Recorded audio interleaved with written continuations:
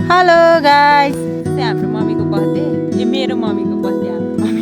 हैन मेरो मम्मीको बर्थडे हाम्रो मम्मी हैन स्पेशली अनि बर्थडे केक लिएर आएको तर मम्मीलाई चाहिँ थाहा छैन मम्मी घरबाट करन दाली चाहिँ म ड्याडीलाई वेट गरेको भनेर बस्दा गरेर अब चाहिँ उताबाट दिदीहरू नै आउनु भएको छ म आएको भनेर मम्मीलाई थाहा थिएन अहिले चाहिँ थाहा भयो रे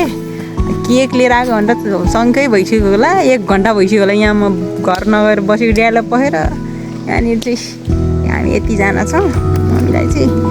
आज सरप्राइज दिदीहरू नै आउनु भएको छ गाइस पछाडि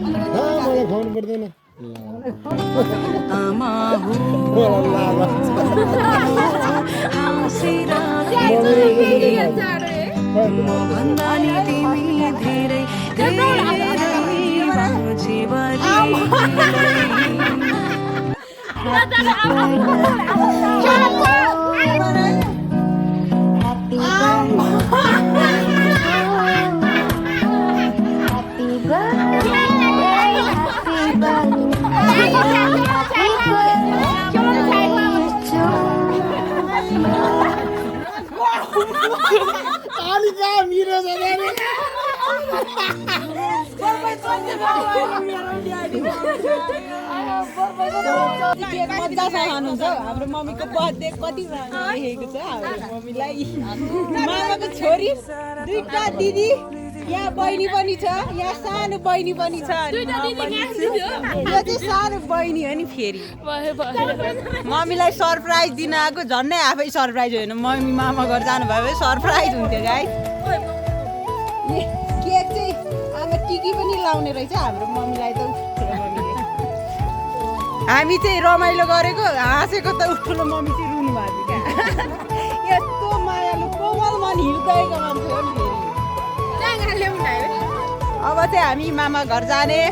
लोछारको टिका लाउनुलाई बाई बाई गाइस हाम्रो मम्मीको बर्थडे आजलाई सक्यो अब अर्को साल